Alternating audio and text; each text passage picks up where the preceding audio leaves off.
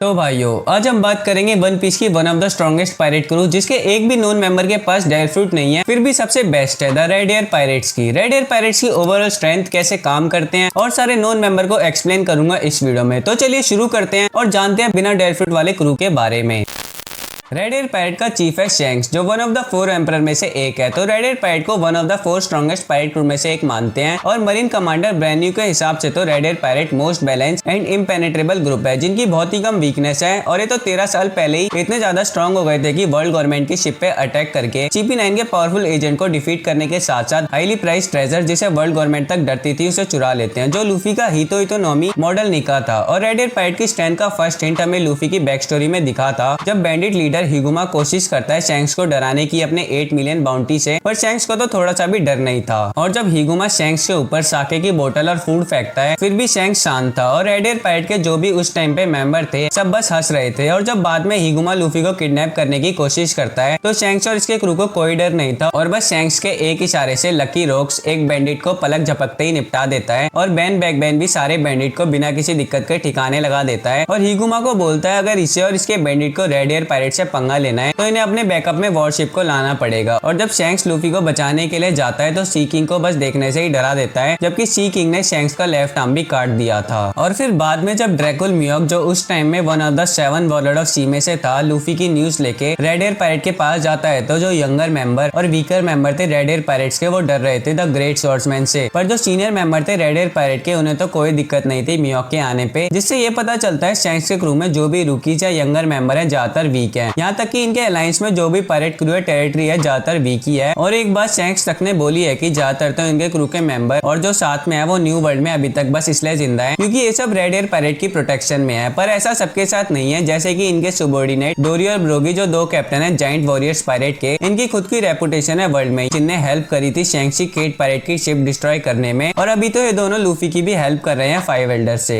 और शैंक्स जो चीफ है इनका वो तो व्हाइट बेड से भी नहीं डरता था जो खुद ही एक योनको था और शैंक्स के फॉर्मर कैप्टन का राइवल भी था और वर्ल्ड स्ट्रॉन्गेस्ट मैन भी, जबकि कुछ पायरेट के कैप्टन तो व्हाइट बेड का नाम लेने से ही डरते थे। और रॉकस्टार जो रूकी है रेड एयर पायरेट्स में वो भी व्हाइट बेड से मिलने गया था शैंक्स का लेटर लेके और बस शैंक्स का नाम लेके इसने व्हाइट बेड को लेटर की इंपॉर्टेंस के बारे में बता दिया था। और वर्ल्ड गवर्नमेंट तक बहुत ज्यादा डर रही थी कि क्या होगा अगर व्हाइट बेड पायरेट और रेड एयर पायरेट एक साथ अलायंस में होकर मरीनफोर्ड आ जाएंगे तो। और मरीनफोर्ड वॉर से पहले काइडो व्हाइट बेड पायरेट पे अटैक करने वाला था, पर काइडो को शैंक्स रोकता है। और एक और बात, काइडो जो खुद में स्ट्रॉन्गेस्ट क्रिएचर है और वन ऑफ द 4 एम्परर में से एक है जिसे डिफीट करने के लिए लूफी को मौत को छूना पड़ा था, वो अगर कहीं पे बैटल करने जा रहा है तो उसे जो रोकने आएगा उसे बस काइडो बातचीत करके अपने प्लान को छोड़ के वापस घर जाने वालों में से तो नहीं है। और अगर काइडो बातचीत से मान ही जाता तो ओडन जिसने काइडो के कहने पे 1 घंटे तक बॉइलिंग को सर्वाइव करा था और ऐसा ओडन कर भी लेता है फिर भी काइडो से मार देता है। तो अब अगर काइडो व्हाइट बेड से वॉर करने जा रहा है तो शैंक्स उसे रोकने आया है, तो इन दोनों के बीच में भी बहुत ज्यादा चांस है फाइट हुई होगी जो ड्रॉ हुई होगी जिसकी वजह से काइडो चला गया होगा वापिस। और अगर बातचीत से ही काइडो अगर वापिस जा रहा है तो शैंक्स और इसके क्रू के लिए बहुत बड़ी अचीवमेंट की बात है। और फिर रेड एयर पायरेट मरीनफोर्ड में जाके वॉर रोकते हैं और जो भी वॉर को कंटिन्यू करना चाहता था उन्हें चैलेंज भी देता है, पर कोई चैलेंज को एक्सेप्ट नहीं करता है। और ब्लैक बेल्ट पायरेट्स तक उस टाइम पे रेडी नहीं थे रेड एयर पायरेट से फाइट करने के लिए, जबकि ब्लैक बेल्ट के पास 2 डेयर फ्रूट हो गए थे और इंपेल डाउन के लेवल 6 के प्रिजनर भी थे इसके साथ। और बस शैंक्स के कहने पे सेंगोकू एस और व्हाइट बेल्ट की बॉडी देता है व्हाइट बेल्ट पायरेट को वापस। और बिग मॉम भी ये बिलीव करती थी कि बिग मॉम पायरेट और एल्बाफ आर्मी के जाइंट जो फेमस है वर्ल्ड में स्ट्रॉन्ग होने के लिए, इनके कंबाइंड फोर्स के बाद ही वर्ल्ड को कॉन्कर कर पाएगी। तो इसे ऐसा करने के लिए बिग मॉम को रेड एयर पायरेट को डिफीट करना पड़ेगा। और हर एक योनको क्रू की तरह रेड एयर पायरेट के अंडर भी बहुत सारी टेरिटरी आती है जिन्हें ये प्रोटेक्ट करते हैं। और रेड एयर पायरेट की मेन शिप अभी रेड फोर्स है। और अब रेड एयर पायरेट काम कैसे करते हैं उसमें सबसे ऊपर है शैंक्स जो चीफ है इनका, जिसके पास ही ओवरऑल सारी अथॉरिटी है। जिसके बाद सेकंड इन कमांड है वाइस कैप्टन बेन बैकमैन, जिसके नीचे फिर डायरेक्ट 8 सीनियर ऑफिसर है क्रू के जो खुद में ही फेमस है। और जो भी इनके सबॉर्डिनेट पायरेट क्रू और आइलैंड है वो बस इनके चरण छाया में है, जैसे कि स्ट्रॉयड ग्रैंड फ्लीट में है। और स्ट्रॉयड ग्रैंड फ्लीट से याद आया next video steroid grand fleet पे होगी, तो वो वीडियो देखना है तो चैनल को सब्सक्राइब कर लो। तो चलो अब बताता हूँ रेड एयर पायरेट के सारे नॉन मेंबर के बारे में। उसमें से सबसे पहले है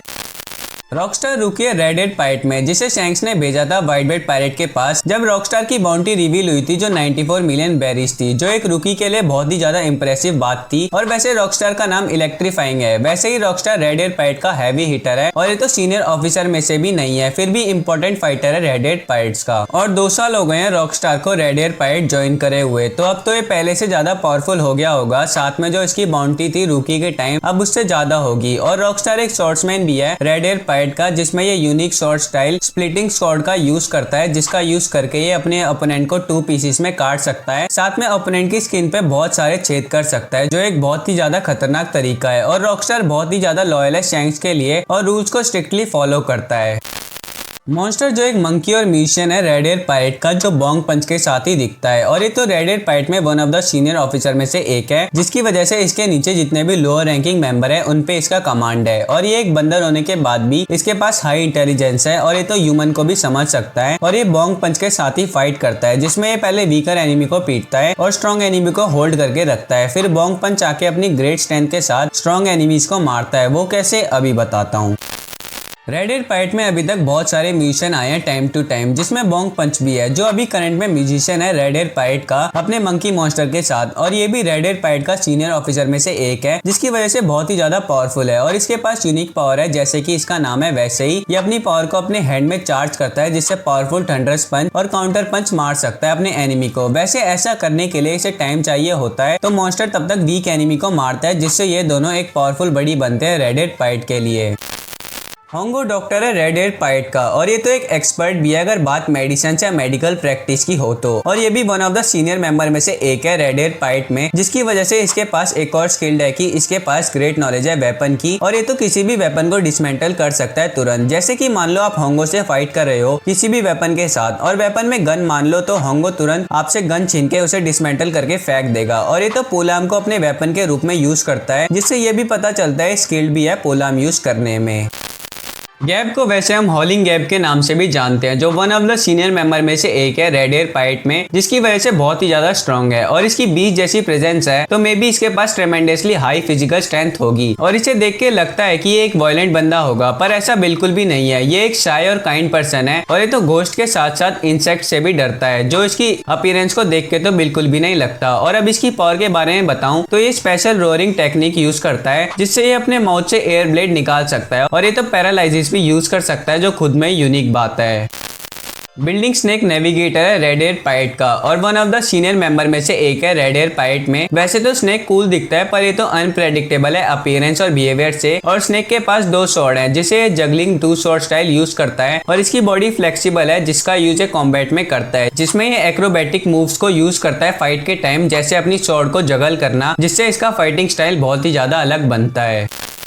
अब रेड हेड पायरेट के मेंबर में अजीब नाम में नेक्स्ट मेंबर है लाइम जूस, जो खुद में एक फनी नेम है, पर इस कैरेक्टर के साथ कुछ भी फनी वाला नहीं है। और लाइम जूस भी one of the senior member में से एक है रेड हेड पायरेट में। और लाइम जूस के पास एक स्टाफ है जो इलेक्ट्रिकली चार्ज होता है, जिसका यूज एरियल कॉम्बैट में करता है। और ये मिड एयर में जंप कर सकता है सांजी के स्काई वॉक जैसे। और वैसे तो अभी इसके ऊपर ज्यादा इन्फॉर्मेशन नहीं है, पर ये one of the strongest member में से एक है रेड हेड पायरेट में। और जब इलेक्ट्रिकली चार्ज स्टाफ से फाइट करेगा तब इसकी रियल स्ट्रेंथ के बारे में और पता चलेगा। यासोब, जिसे चेजर के नाम से भी जानते हैं, one of the senior member में से एक है रेड हेड पायरेट में। और ये तो उसॉप का बाप भी है, साथ में पूरे वन पीस सीरीज का सबसे बेस्ट एंड इनक्रेडिबल स्नाइपर है, जिसका निशाना चूकने से भी नहीं चूकता। और इसकी स्नाइपिंग कैपेबिलिटी इतनी ज्यादा है कि ये 100 मीटर खुद से दूर एंड की एंटीना पे शूट कर सकता है बिना एंड की बॉडी को कोई डैमेज दिए। इतना ज्यादा परफेक्ट एम लगता है, जिसके कारण से पीपल इसे एम बॉट भी बोलते हैं। और लूफी के हिसाब से भी उसने आज तक यासोब को एक भी शॉट मिस करते हुए नहीं देखा है। और एक फिलर एपिसोड में तो यासोब ने इजीली डैडी मास्टर सन को डिफीट करा था, जो खुद में स्किल्ड स्नाइपर था मरीन में। और यासोब तो खुद में बहुत ही ज्यादा रेपुटेटेड था कि जब शैंक्स अपने क्रू के लिए मेंबर ढूंढ रहा था, तो शैंक्स ने सबसे पहले यासोब को रिक्रूट करा था अपने क्रू में। और इसकी स्नाइपिंग एबिलिटी को डिफरेंट लेवल पे इसकी ऑब्जर्वेशन हाकी लेके जाती है, जो वन पीस में one of the best and strongest है। और इसका बेटा उसॉप के पास भी ऑब्जर्वेशन हाकी है, पर दोनों की ऑब्जर्वेशन हाकी का कोई कंपैरिजन ही नहीं है। और इसने तो अपनी ऑब्जर्वेशन हाकी का यूज करके ये भी बता दिया था कि किड पायरेट फुली हील्ड हो गए हैं ओनिगाशिमा की रेड के बाद। और ये तो एडवांस ऑब्जर्वेशन हाकी भी यूज कर सकता है, जिससे फ्यूचर देख सकता है। और यासोब तो एडवांस ऑब्जर्वेशन हाकी से काताकुरी से भी ज्यादा फ्यूचर में देख सकता है। सब चीजों के कारण से यासोब रेड हेड पायरेट में टॉप 3 एग्जीक्यूटिव में बनता है। और ये तो कॉम्बैट में भी एक्सपर्ट है। लकी रोक्स कुक है रेड हेड पायरेट का और one of the senior officer में से एक है रेड हेड पायरेट में, और ये रेड हेड पायरेट का फाइटर भी है जिसके लिए एक यूनिक फाइटिंग स्टाइल जिसे सेल्फ बॉलिंग बोलते हैं यूज करता है, जिसमें अपनी बॉडी को रोल करके खुद को बॉल में बना के अपने ओपोनेंट को स्ट्राइक करता है, जैसे कि बेन 10 में कैनन बोल्ट करता था। और इसकी बॉडी बहुत ही ज्यादा फ्लेक्सिबल है, साथ में फिजिकल स्ट्रेंथ भी बहुत है इसके पास, जो इसकी फाइटिंग स्टाइल को परफेक्ट मैच करती है। और ये आर्मामेंट हाकी भी यूज कर सकता है, जो अगर इसने अपनी फाइटिंग स्टाइल के साथ यूज कर लिया तो खुद को एक वेपन भी बना सकता है, जिसमें सामने वाला तो खत्म। और ये तो एक मॉन्स्टर भी है, क्योंकि ये वन पीस में पहला पर्सन था जिसने किसी को मारा भी है, जो बात इसकी एबिलिटी को साफ साफ दिखा देती है कि ये one of the strongest member है रेड हेड पायरेट में। बेन बेकमैन वाइस कैप्टन है रेड हेड पायरेट का, जिसकी वजह से पूरे रेड हेड पायरेट क्रू में सबसे ज्यादा अथॉरिटी इसके पास है, जो बस शैंक्स से कम है। और ये तो शैंक्स का राइट हैंड मैन भी है, जिसके कारण से one of the most powerful character in One Piece में से एक है। जैसे कि सारे स्ट्रॉन्ग कैप्टन के राइट हैंड मैन स्ट्रॉन्ग होते हैं, वैसे ही। और ये वन पीस के वर्ल्ड में बहुत ही ज्यादा फेमस है, और ईस्ट ब्लू से जितने भी कैरेक्टर आए हैं उन सबसे ज्यादा IQ बेन बेकमैन के पास ही है। वैसे तो हमने बेन बेकमैन को किसी भी फाइट में नहीं देखा, पर ये भी लकी रोक्स की तरह एक मॉन्स्टर है कॉम्बैट में, जिसकी एक झलक माइंड फॉर वॉर के एंड में देखने को मिलता है। मरीन एडमिरल किचारू तक शॉक हो गया था कि बेन बेकमैन कब आके उसके ऊपर गन लेके बैठा है। और इसके पास तो आर्मेंट हाकी भी है, साथ में ये हाकी का बेस्ट यूजर है, इतना कि इसने तो अपनी हाकी से एडमिरल तक को सरपास कर दिया है। और इसकी फाइटिंग स्टाइल के बारे में तो नहीं पता, पर एक गन्स का यूज करता है, तो जिनके जरिए ही फाइट करता होगा वो भी शायद से गन के साथ साथ बुलेट को आर्मेंट हाकी से कोट करके। और अगर एडमिरल इससे डरते हैं तो इसे तो मान लो कि ये खुद में ही अपनी अलग लीग में है, जो आगे स्टोरी में दिखेगा।